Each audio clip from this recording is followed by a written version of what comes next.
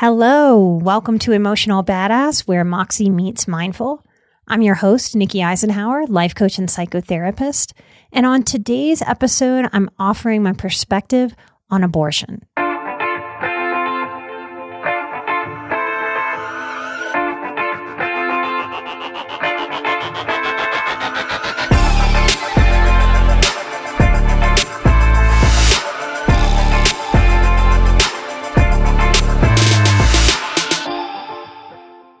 Now, this is a topic that I don't really want to talk about. It's a hot button issue, but I feel like I need to. I do feel really called to talk about this. It is a hard topic.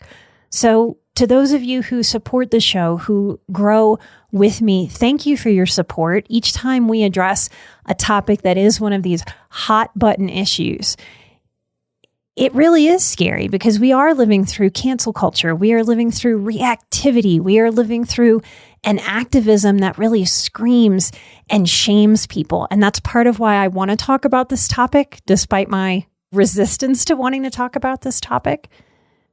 This episode and every episode, if you're new to me or new to the show, there's an unlimited way to use what I'm offering here in this episode and all the episodes. Making assumptions about what I think, or really anybody thinks about anything, controversial or not, like a topic like abortion, it's a mistake to make a lot of assumptions. It's a mistake that I see more and more people doing in relating to each other. When we make assumptions about these really big, nuanced, complex issues, and we oversimplify them, when we do this to ourselves and to each other, these assumptions start to kick off a litany of a story about a person or about a group. And we create these stories in our heads.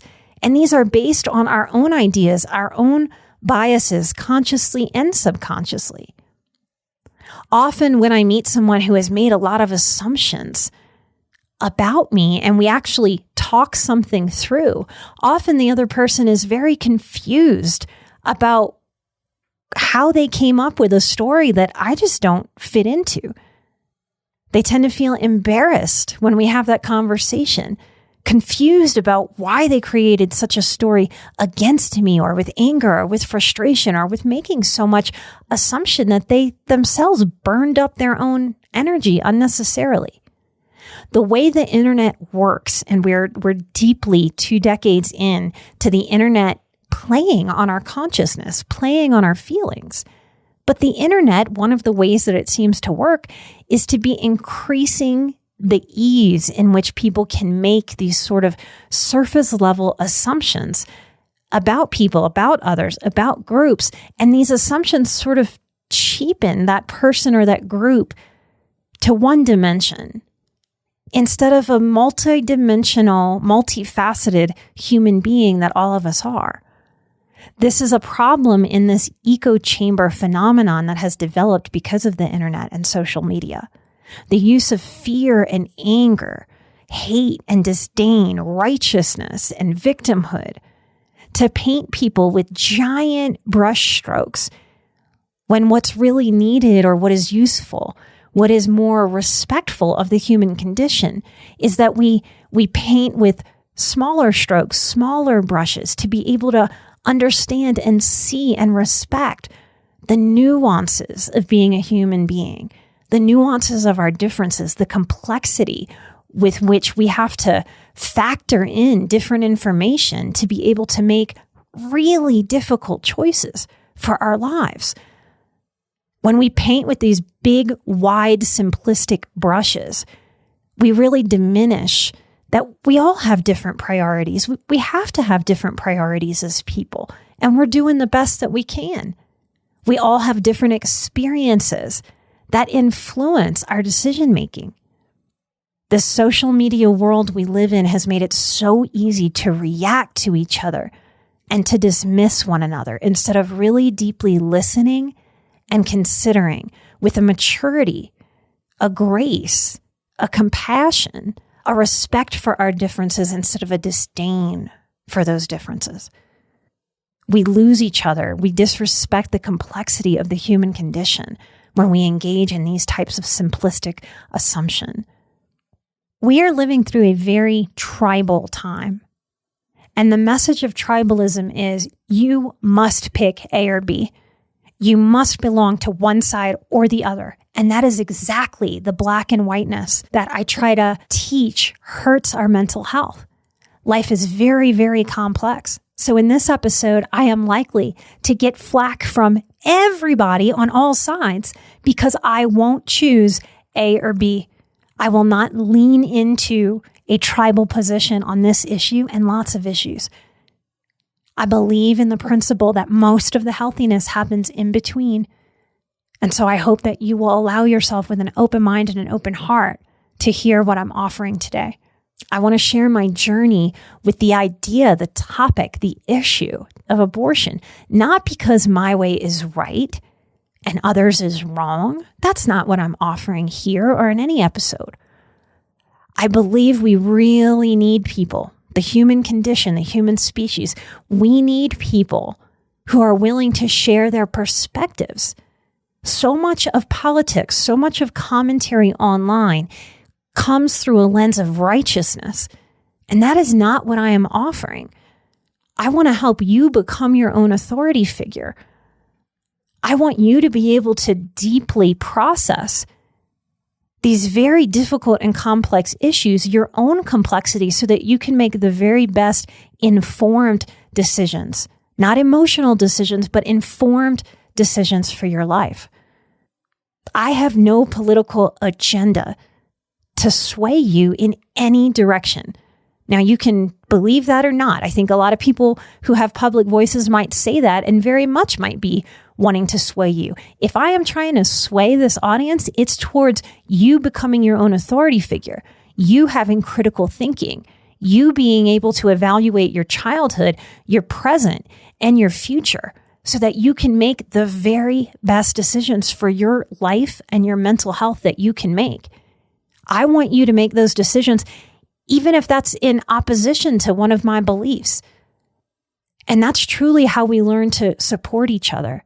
If we can't support the differences in one another, we might not know how to be as supportive as we could be in this life, or as supportive as what we really want. Because the truth is, many of us will be faced, if not in this very moment, in some moment in our lives, with making some kind of unpopular, difficult, heart-wrenching decision. And what any of us want in that moment is support, even if people disagree with what we're doing. Be wary of people that lead with their righteousness instead of with sharing their perspective and encouraging you to do what's best for you. I'm even a little saddened and frightened for people in this climate that we have cultivated who are swept up in any sort of charged topic that seems to get them internet points, attention, clout, by nursing fear or woundedness, because our human egos love that. And just because our human egos love something, it doesn't mean that it's good for us.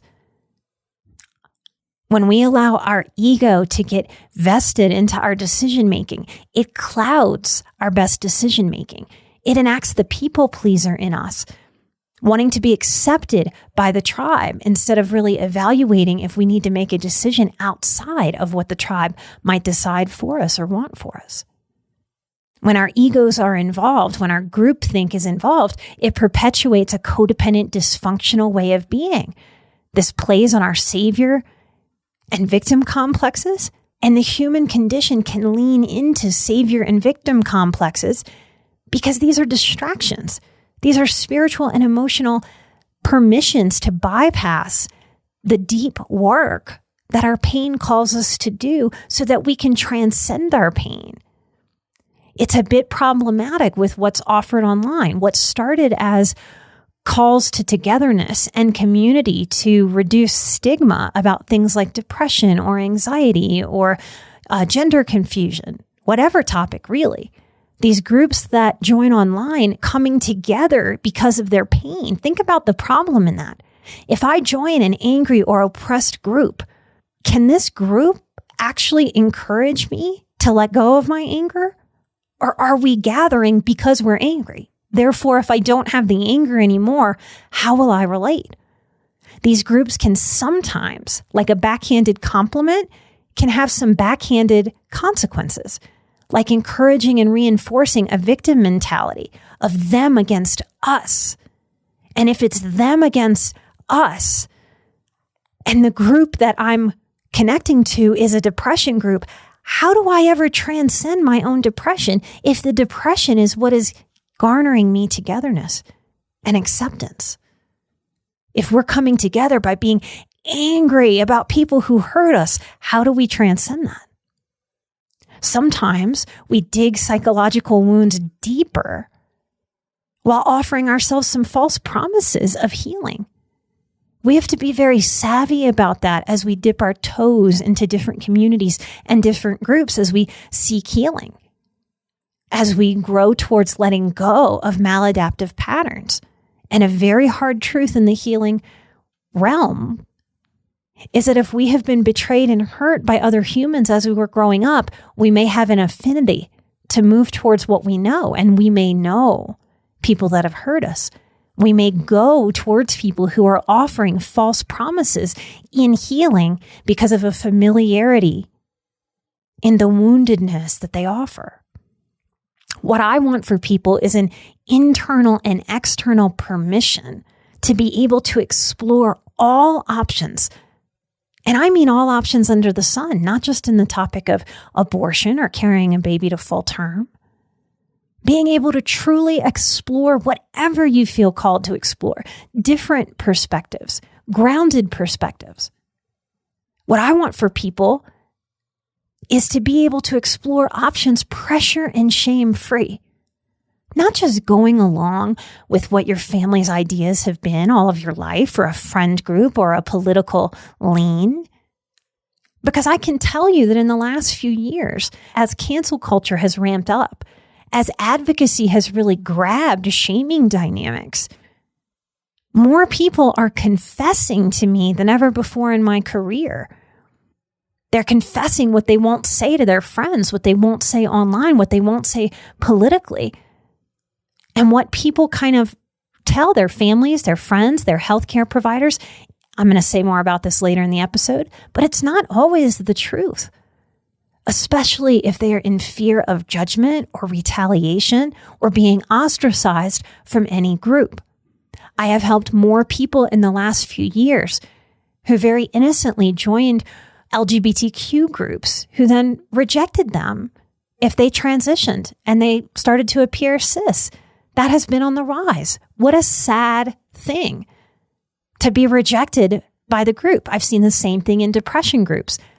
Someone joining a depression support group, and as they heal their depression, getting messages from that group or that leader that they're doing something wrong, that they need to basically stay depressed. So we need to be savvy about our critical thinking. We need to be able to evaluate things from our minds, our hearts, our intuitions. We need to be able to listen to people share their stories like I'm about to share. And we need to be able to listen from all of those parts with discernment. If you listen to me or anyone and something in your gut says, I don't believe them, or that's not the truth, I would encourage you to continue to gather information, to check out that feeling. That's very different than just dismissing. What I want for anyone listening to my work, anybody out there who's never listened to my work, I want it for them too, is genuine good mental health. Genuine good mental health. Whatever that imperfect journey towards good mental health needs to look like, whatever that means on the individual level. For a good life, we must be able to evaluate with discernment what we've been taught as we've been growing up, what we've been programmed. And that may sound sinister, like there's some kind of evil force sitting back trying to intentionally program us, but that's not really what I mean. We are hypnotizable creatures as human beings with a subconscious. We pick up programming not just from our families of origin, from TV, from movies, from books, from our peers, from the ways that the internet algorithms play on our emotions, pull at our heartstrings. We get programmed by all of our experiences, the good, the bad, the in-between. And we do well to be aware of this natural way our human psychology works. because we subconsciously soak up ideas. This is part of how talk therapy works, that we pull these ideas from our subconscious to our conscious mind. In the conscious realm, we can work with it. We can change it. We can grow it. We can let go of what no longer serves us, but not until those things are made conscious. We must evaluate what we have been taught by society and family of origin and or a religious upbringing, politics, all of it. Because we're living through a time of great manipulation through media. We must be able to evaluate what may or may not be right for ourselves in any given moment without sugarcoating things to make them look consequence-free or lily white or making them deep, dark, and horrible with unsurvivable consequences. Maturity understands that fear and shame need to be limited lenses for a good life. Immaturity seems to put more stake in fear and shame as motivators for the greater good. This may be why we're seeing the highest levels we've ever seen of depression and anxiety in our youth, as they give a lot of power to fear and shame, instead of what I might say as giving power to a reasonable consideration of what may be scary or what may be shameful, instead of giving so much power to fear and shame. We want to root ourselves in a centered way. We want to feel grounded and rooted, calm, centered as we make decisions. When we put ourselves into fear states and shame states, we are triggering our own nervous system, or our nervous system is being triggered without us consciously realizing it. We are created to think less when we're triggered. Because if you're coming at me with some kind of weapon, through evolution, the human condition has learned that I better not stop and go, hey, why is Bob over there coming at me? You'll conk me in the head by the time I stop thinking. So we've learned to react when we are triggered. This is part of why I know empaths and highly sensitive people out there, you can feel it in a lot of the advocacy. It doesn't matter how healthy you might think the advocacy issue is. When you try to advocate through fear and shame, there's going to be a backfiring. And we feel that as highly sensitive people, even when we don't know how to put our finger on naming what that is. So thank you for giving me some space to share my story. Again, it's not right for everybody, but I am going to tell you what I believe about abortion and what my journey has been. And I encourage you to allow yourself to be open to the possibility of having a journey with your relationship with this topic and any topic that is highly charged, that has a lot of judgment with it. So I was born and raised in New Orleans, and that's a deeply Catholic place. The truth is, when I was a little kid, there was a point where I thought Catholicism was the only religion. And then I met a Jewish friend, and then I realized, okay, there was Judaism. And then it sort of expanded from there. I grew up full of confusion. When I studied sex in college with one of my favorite professors, Dr. King, he said something that I've never forgotten, that our American society is full of mixed messages. We are full of mixed messages to be both puritanical and overtly sexualized. That's like going left and right at the same time, up and down. Those are two polarized opposites, and we tend to be raised in this Americanized culture of both. Be puritanical and be overly sexualized. That is a pendulum swing, you guys. Other societies who have more clarity in their message, okay, like we tend to think as Americans of a French culture as being more sexualized than our American culture. They have more sex on TV, less violence than we do. Well, we would think that if you grew up watching a lot more sex in media, that there would be more teen pregnancy. Actually, it's quite the opposite. And here in America, we've had a teenage pregnancy problem, not in that culture that has more of a clarity about permissive sex. So we have a lot of confusion in our culture. And I do think that is an underlying basis for tensions around anything sex, anything reproductive, anything in the pro-life, pro-choice discussion.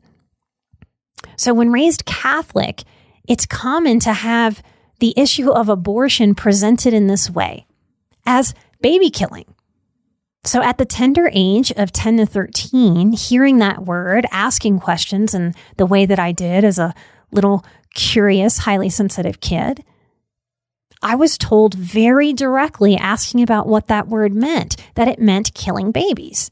I was told directly that only bad, loose women who have sex out of wedlock, who aren't married, who get themselves into trouble, use abortion to try to get out of that trouble, to try to get out of their consequences. I was told that this was not for you. The same way when I was asking about suicide, I was told that that's just not a thing that applies to Catholics. And with big issues, this is sometimes what people try to do, especially when they're talking to kids about them. They try to overly simplify, make it very black and white so that they won't stray into the gray. I was confused about the implication that this was a irresponsibility thing too, because I knew that I was a child of a mother who got pregnant with me out of wedlock.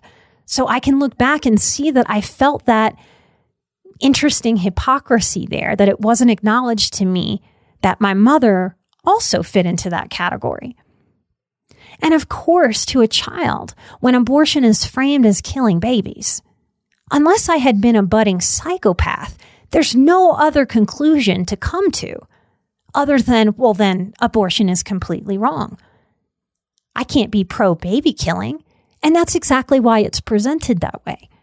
It's presented in a way that absolutely made it crazy to consider anything else. The first time that I had sex was at age 17. And I was super hyper vigilant about not getting pregnant because I both knew I did not want to repeat my mother's life. It was hard growing up feeling like my conception overtook her life. It made her get married to my father. And it made 2 more kids be born.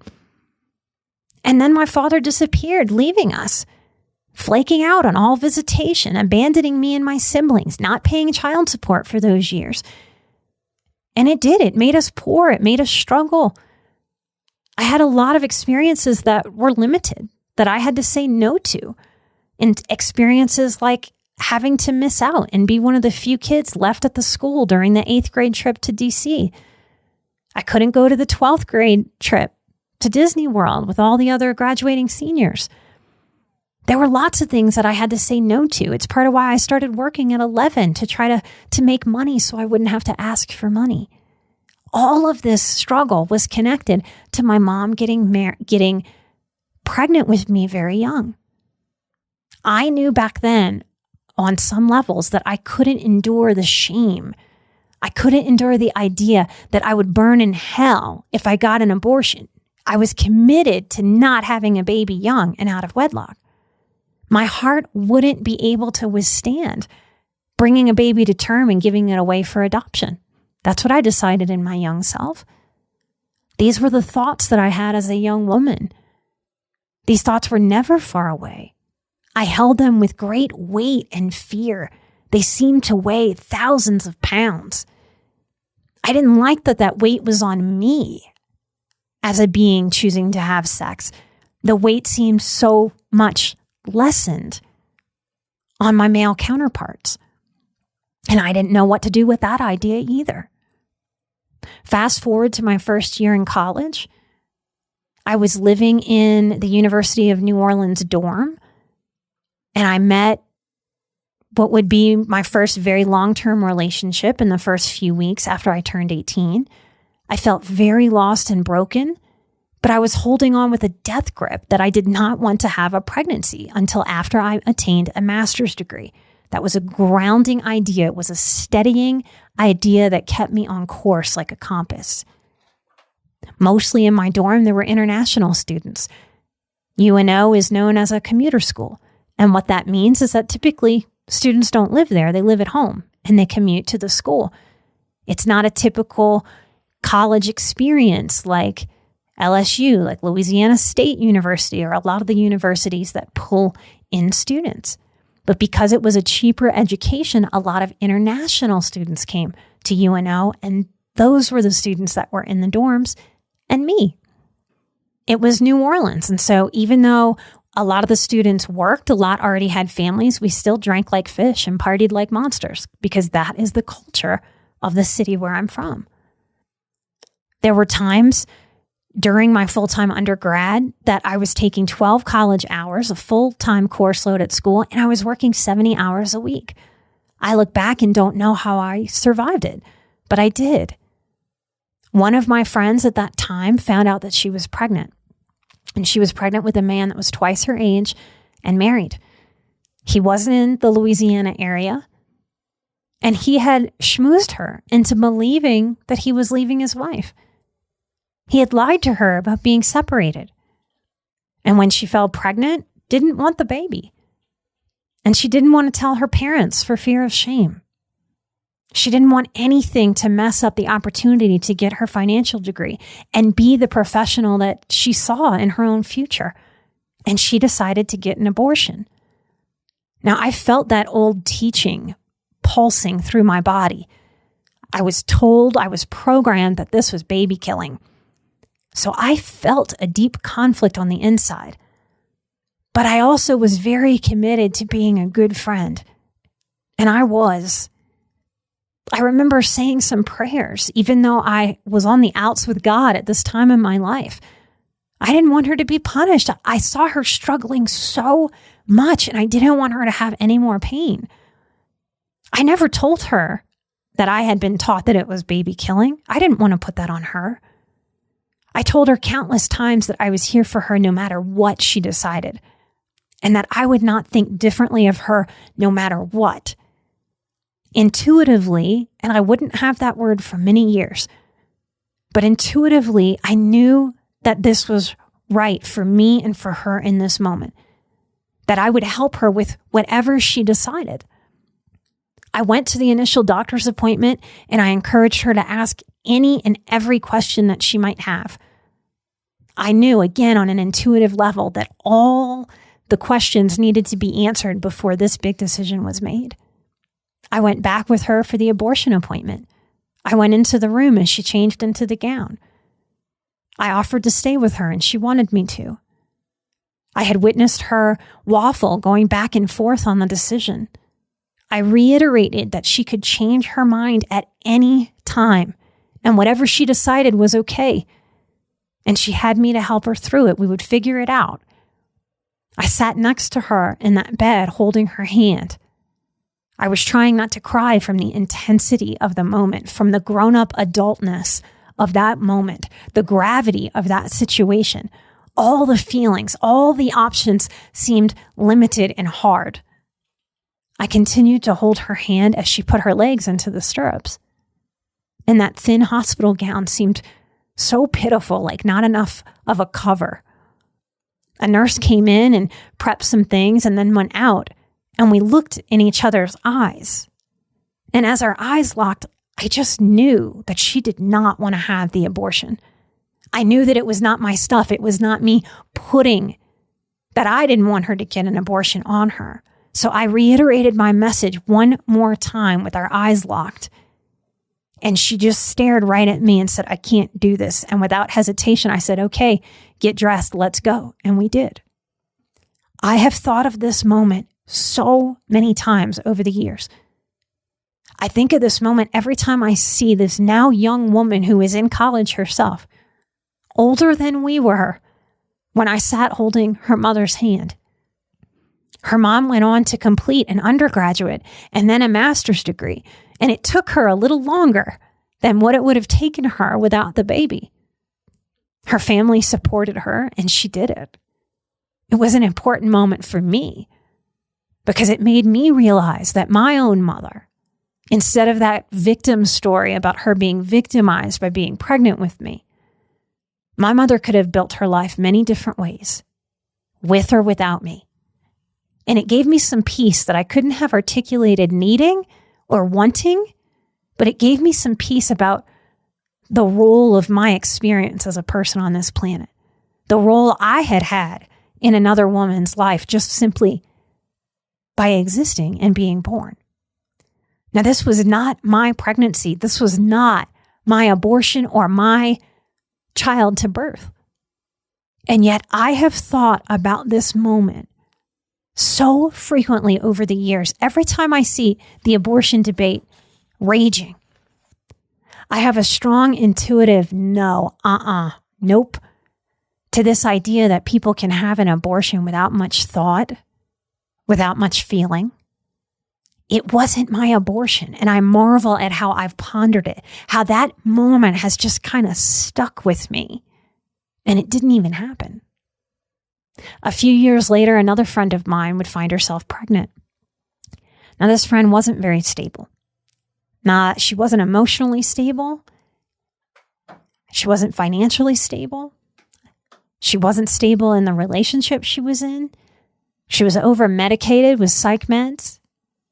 She had been pulling away from friends that were good for her and toward ones that were just trouble. I witnessed her becoming very manipulative with men after she had endured a rape. And it confused me at the time. But it makes more sense. Now I understand it from my work as a trauma therapist. Now I know what I know about sexual trauma. I just didn't back then. And it's one of the sad truths to having that kind of abuse in your history. One of the potential ways that we try to deal with that in the human condition is by becoming overly sensual or overly sexualized.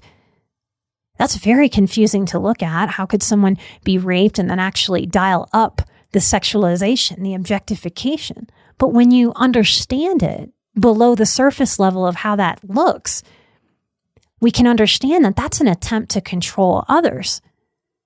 That's an attempt to have some control over the self after an experience of being wildly out of control, wildly used and abused.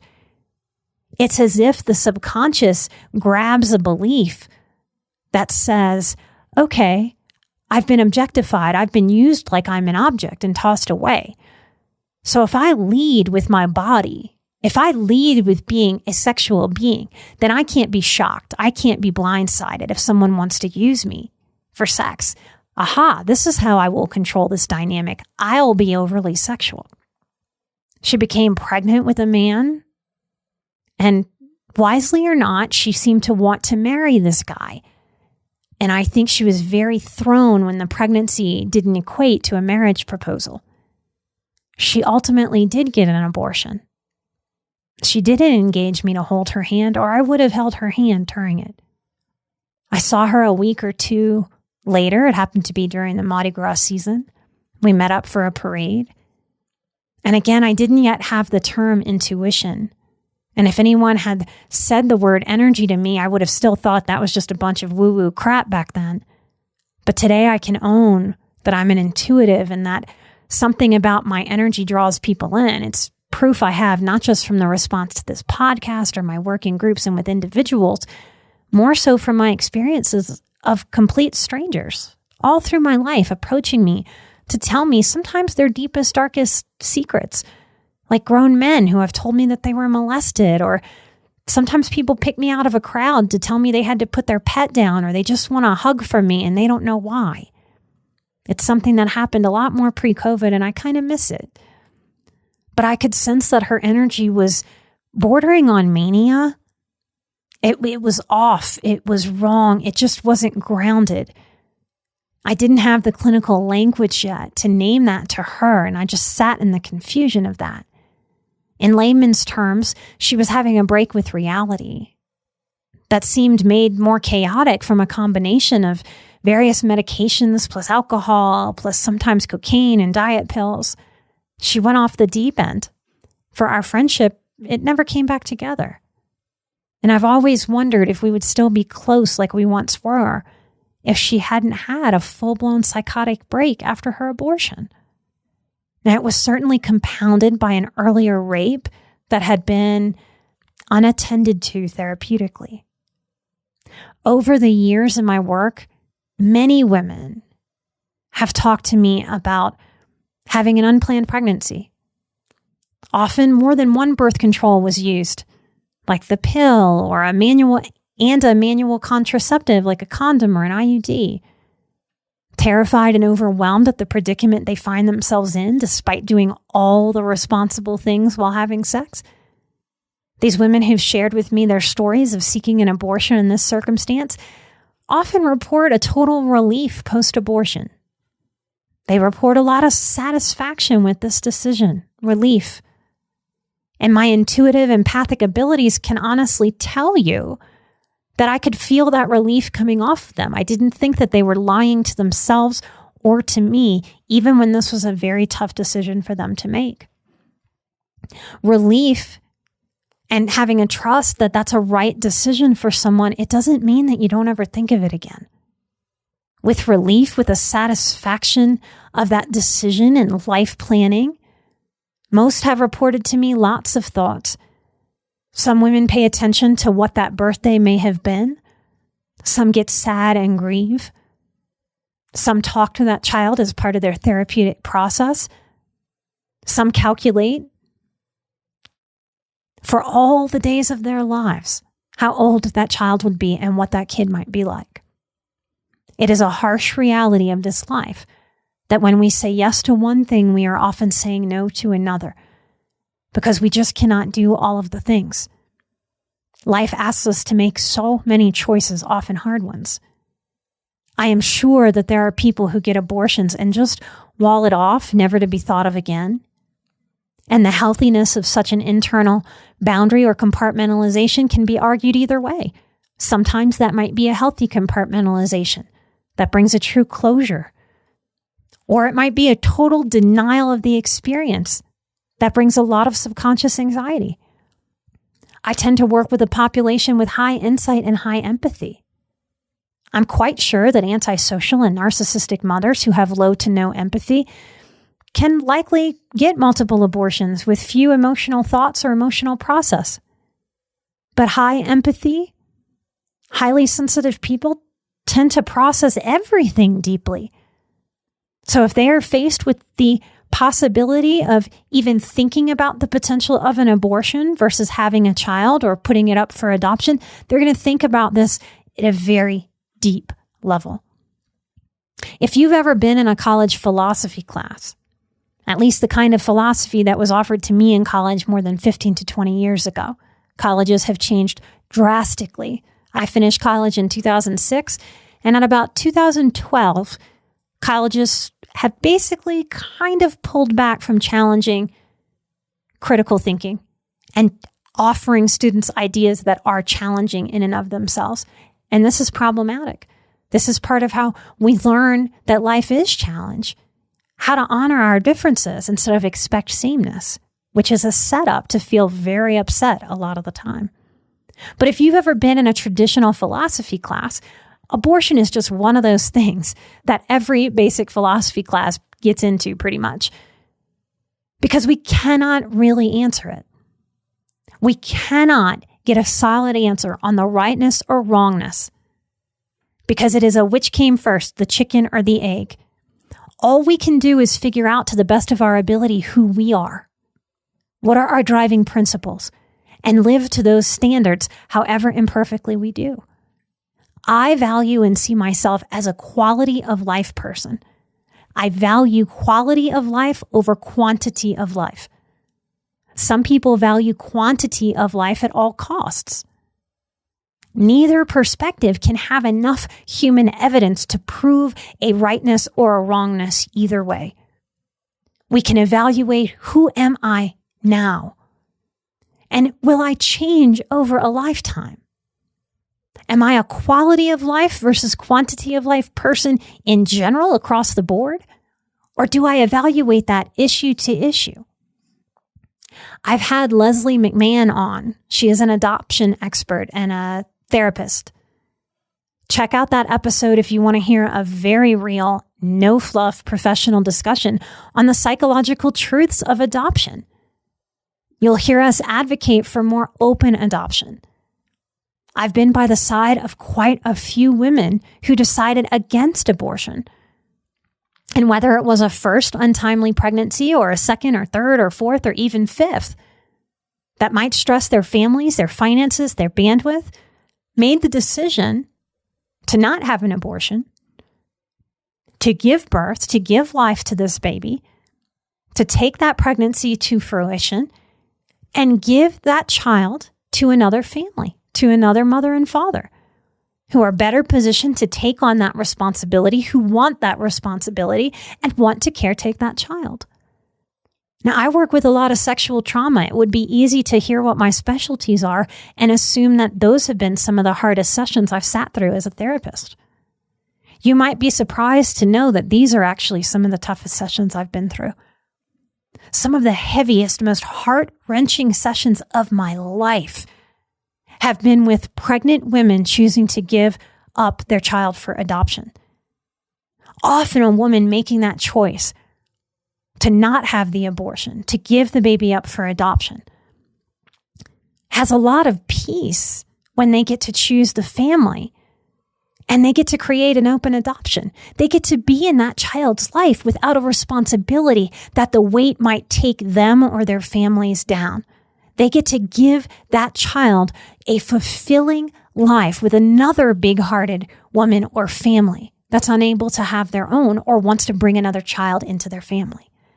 I have witnessed more love, more beauty, more healthiness, and willingness to put the child first in these situations than I would have bet on or believed if I hadn't witnessed it so many times. What I would often say to these women is that I am in awe of their strength and courage, in awe of their ability to evaluate a situation with their feet on the ground, invite a realism full of the shadow of unfair ideal, that in an ideal world, money and support would fall out of the sky. Childcare would be simpler. It would be more affordable. We would maybe live more like a tribal village and the village would hold us. And that in the face of wanting a fantastic choice, there often isn't one. There's crappy choice over here and crappy choice over here. And I have told these women that I am proud of them for digging deep and making the best decision that they possibly could for themselves and for this baby. What has blown me away more than the courage is the nastiness and the cruelty and the pressure and the shame tactics that I have witnessed from most of these women's families. I've had some women's mothers pressure and shame them daily, then leave them in the delivery room alone at the very moment that they could use mothering. I have witnessed many women share with me their own mother saying things to them like, "You weren't an easy child to raise and deal with, and yet I kept you. Why are you giving away my grandchild? I could have never been so heartless to my own child." Tremendous shame at an incredibly vulnerable point. I've held space as these women process the impossible torn feelings of both knowing that they made the right decision for themselves in this pregnancy turned baby, and knowing that if they had just stayed quiet and had an early, simple procedure we call abortion, that they wouldn't have a scarlet A for adoption strapped to their beings. No looks of disdain, no looks of disgust, no looks of rejection from family members. As the process unfolds, what's also common is after a few years, those mothers come around.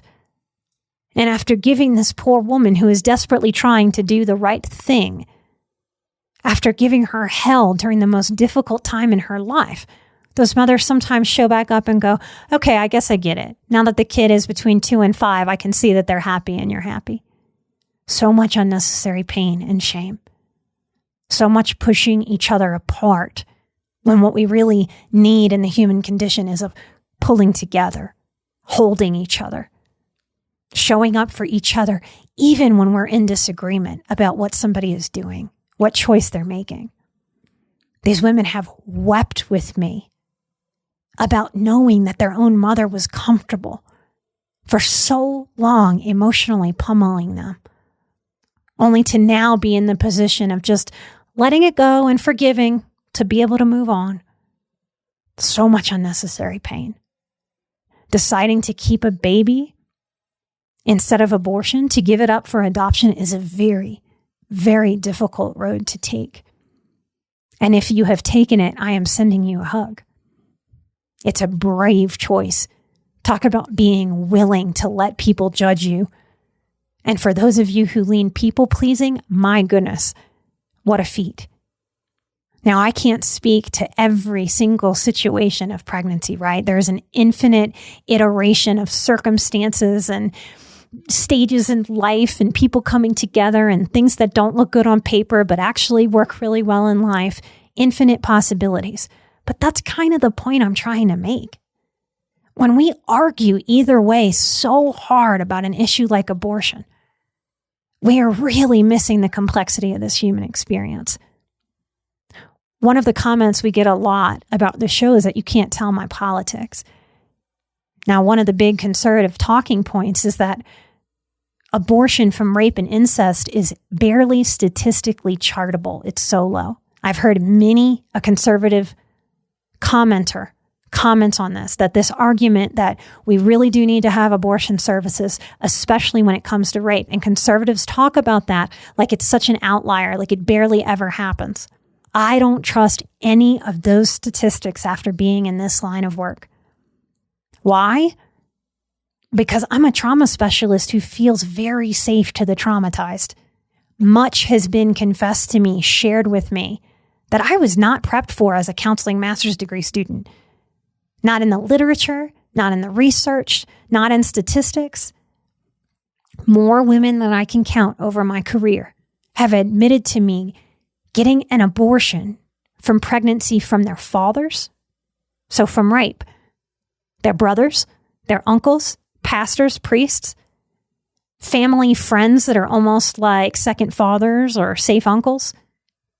Every single time a woman has told me about a pregnancy from an abuser, I have gone out of my way to make damn sure I ask the question if when they got the abortion, if they reported it, if anyone asked them the question. About half the time they get asked the questions. I have never had a woman have such a pregnancy and tell me that they reported to the abortion clinic or doctor that it was because of rape or incest. Never. Every single one I have ever met and worked with lies if that question is postured to them. So I don't believe these statistics. We already estimate that 1 in 4 women is sexually abused over their lifetime. We are not even close to having numbers that help us understand truly how many pregnancies are terminated, miscarried, or delivered when it comes to rape or incest. And this makes so much emotional sense. To be so young, to be so violated, so betrayed, to have on top of sex or rape a pregnancy. Some of these women don't even know that they are being raped when they have gotten such abortions. Because guess who takes them to get the abortion? The very abusers often drive them to get these procedures. If you are against abortion 100%, I get it. I very much understand why you take that hard stance with it. I get it.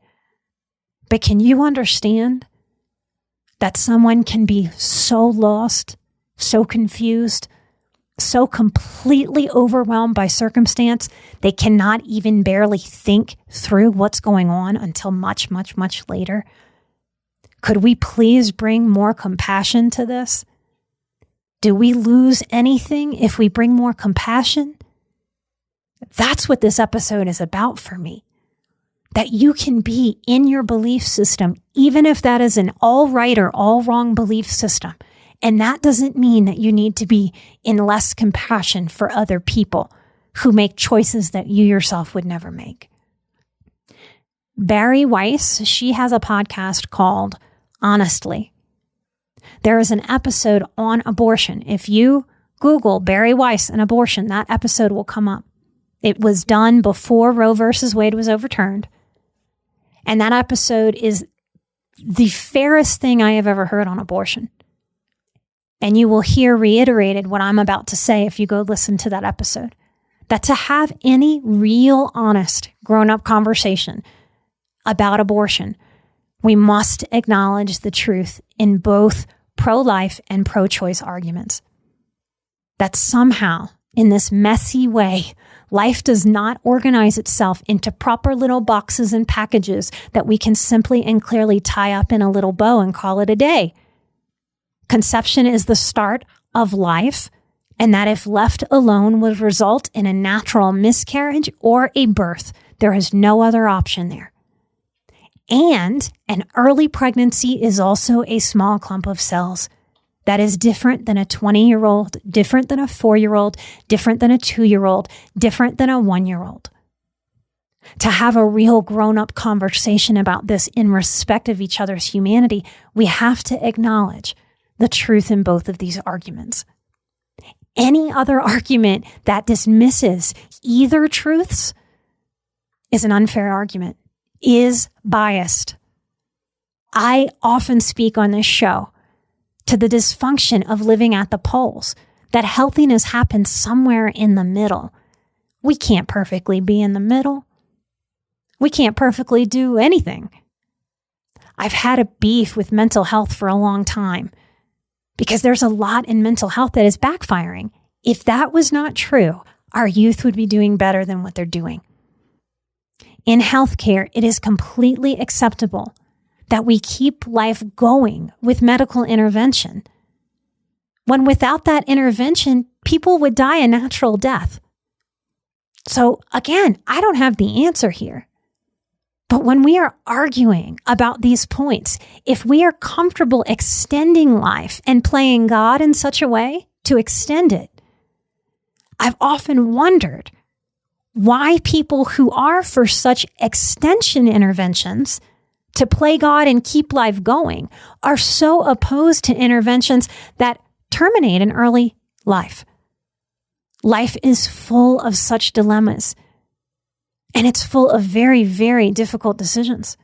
Sometimes we make unpopular decisions to save our own lives and make those decisions despite what those around us think. Few people in my life supported me when I went no contact with my family. And I went no contact with my family after they were against me wanting the incest that I endured to play out in the legal system publicly.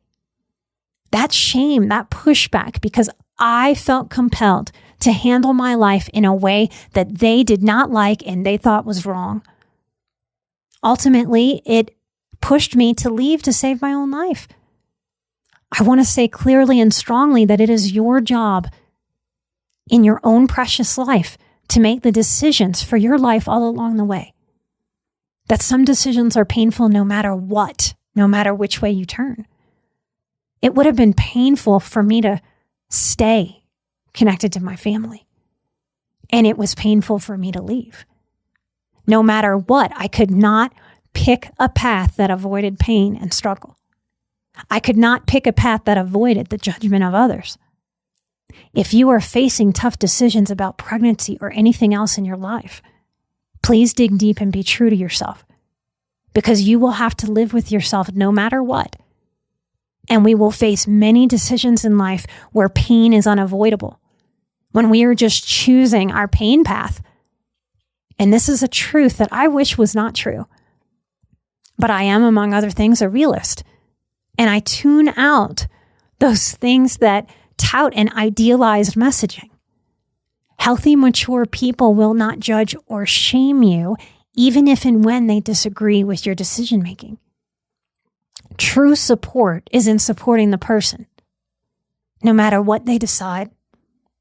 I'm sorry that it seems that so few people know this wisdom and know how to offer true unconditional support while potentially being in disagreement. I have never had a pregnancy, and therefore I have never had an abortion or a birth. I have had some risky, irresponsible sexual encounters, despite my youthful hypervigilance against pregnancy, alcohol being a big part of all of those moments. I have often said prayers to the universe as I subscribe to no man-made religion. I have thanked the stars, I have thanked the universe for not having to experience such a dilemma. Technically, I guess it can be argued that I am pro-choice, but I don't think of myself that way anymore. Since this new wave of hyper-politicalization, ideology shaming, people choosing camps over choosing each other and people. I don't want to associate with any of it. I'm pro-human. I am pro each individual having the freedom to have as many options as possible, shame and pressure free, with unconditional empathy and compassion, because this one precious life is hard. Part of my principles, you have to decide your own principles. Part of mine is that I am not for life at any cost. I lean towards quality of life over quantity of life. From the spiritual lens, when someone says to me that if my mom had aborted me, I wouldn't be here, I dismiss that. Part of my spiritual belief is that every soul that is meant to be here finds a way and comes through. I have a deep faith that if my mother had chosen not to have me, I would have come into the world another way. And this, like so much else, can never, ever have any kind of proof attached. Just like the Catholic belief of burning in hell. That can't ever be proven to me. To those who say that this is a convenient rationalization to avoid the guilt of ending a life, to avoid the guilt of murder, I say, okay, I understand your lens. You get to have that lens. We as humans must learn to make peace with so much that is imperfect, messy, chaotic, and different amongst the tribe. I'm okay with any judgment anyone has for me or about me. I radically accept that people are different, and you get to have beliefs that are different than mine. And I don't have to throw you away for it. I radically accept our inherent differences, our differences in processing to get to conclusions for ourselves as a radical act of peace and sanity and love for myself. In recognition that I cannot live well carrying around the judgments of others that they want to dump on me. I would feel smushed like a pancake. Choice is all we really have as the building blocks of this life. So in all things, we get to choose with more wisdom, more maturity, more information, with more grace and more compassion as we age.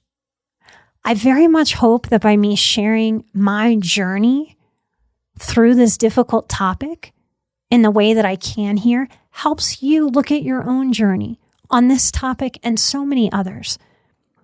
As seekers, we are creatures that evolve. Reevaluating what we were taught, what we were programmed, what we believe, why we believe it, if there's room to believe anything different, if that would serve us or not.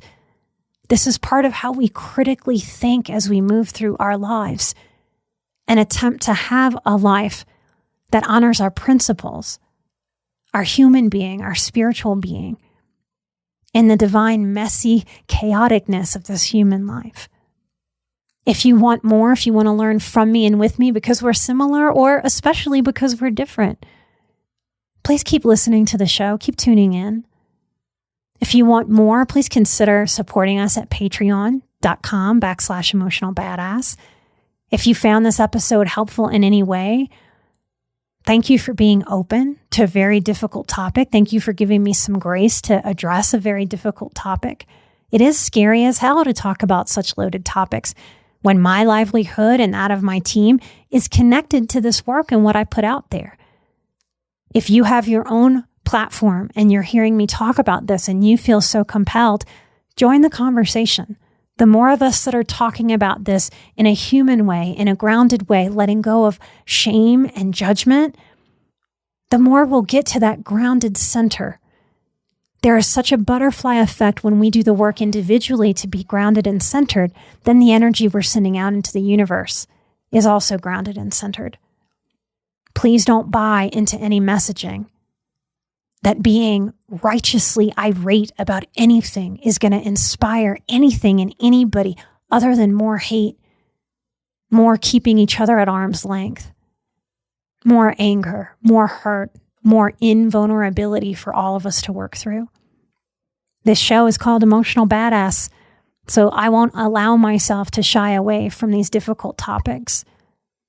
I won't stay in my comfort zone That's part of how I challenge myself to continue to grow. So if this was challenging for you to listen to, thank you for meeting me in that challenge.